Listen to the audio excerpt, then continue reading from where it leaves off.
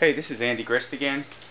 Just recap on what we worked on last week. We talked about playing the ball out of the back.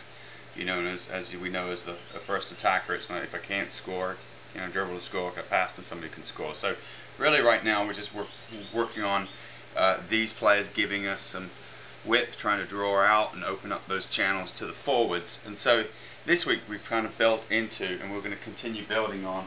Now that we've played the ball into this player, we're going to talk about this player here, the striker and the forward. And now, they've got many options and choices of where they can turn and go, but we're really concerned more about how to open up channels going in towards goal. And so, I want to remind people of the terminology that, and this is good for defensively and offensively, and I'll discuss that in a second, but this is the midline or the center line down the field, and anything that side of that player is considered inside. Anything on this side is considered obviously outside, and that will change, the depth of how much inside to how much outside.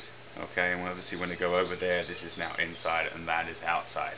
So, knowing this defender, the defenders usually always play goal side, right? Goal side of the player, and they also should be inside of the player. Okay, so you could always say that is goal side and inside, but we have to be concerned about their direct line through to the center of the goal. Okay, so we're trying to play, don't want to overcommit where we're too close and they're getting in behind us, and we don't want to be too far away that they can turn and just take shots. Alright, so there's a fine balance. So knowing that this player has taken this inside lane and is doing a good job defensively, as this ball, before it's played, we need to make a checking run. Okay, and we talked about checking run. Basically, it's to turn and go away and check back.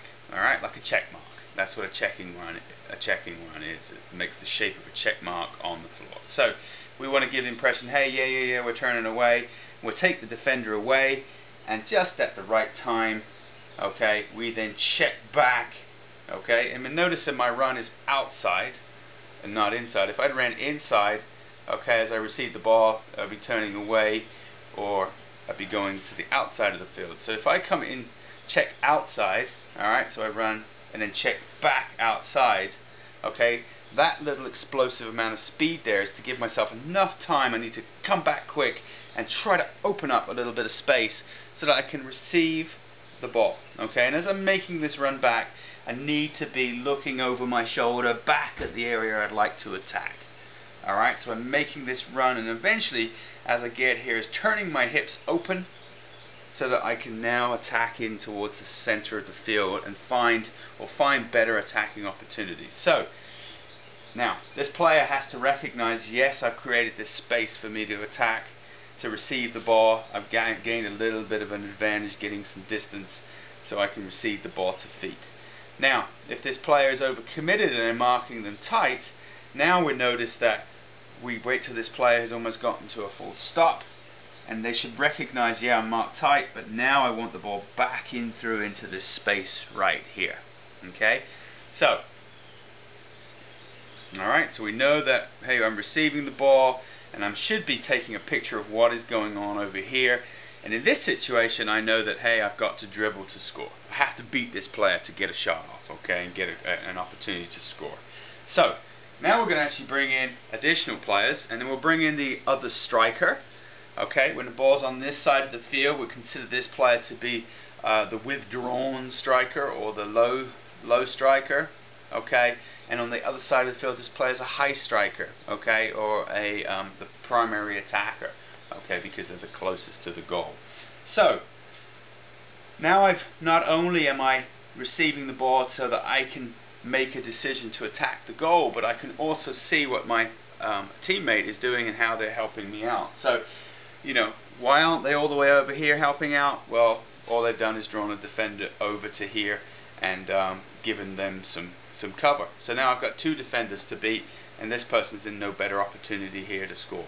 So, by staying a little bit further away, I try to draw defenders away with me, okay, and open up this opportunity for this player to be able to score. So I have some importance by not receiving the ball, by trying to stay open and create attacks, okay, by helping this player. Now, if this defender is doing a very good job and they fully understand their role is bang. Can I give some cover to this player? Okay, can I cover this player? That's a good position to be in. So now, if this player cannot beat this player to score because this player is going to be right on them.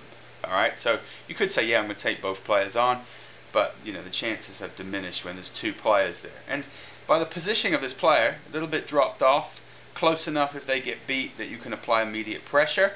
Okay, but you're also covering that passing lane. Okay, now the danger is if there's no pressure on the ball that ball could get chipped over. So that is a concern that they get in here. But we would assume that, hey, maybe there's more defenders, which is more likely that there is. Okay, so now playing that person is going to be very, very difficult. So in this situation, now this striker has to be involved in how can I get into a position to receive and score. Okay, but we also have a combination pass here where we can actually get involved, help this player get into the attack. And so by dropping into this lane right here, what we've done now is this possible combination. We have a give and go situation. Okay, and now we're back into creating a scoring opportunity. Alright, so these players, it's a matter of, again, can I drop back? Can I now see this player? Can I make a good decision? And this is key as we're coming back in. There has to be take a look and take a photo or take a picture of what is going on, and then making the right decision. And then obviously the passer has to recognize too the runs and the spaces that are involved. Okay, so again, I'm just giving you a scenario. You could make other decisions. You know, it's up to the player to make the best possible decision on the field. But we're working on this week on this player here, this withdrawn striker, making their runs, trying to open up space for themselves to attack, okay, or see another opportunity to attack as they make their run, drawing back, opening up our hips, and deciding from there. Now, we're talking about what happens here, okay?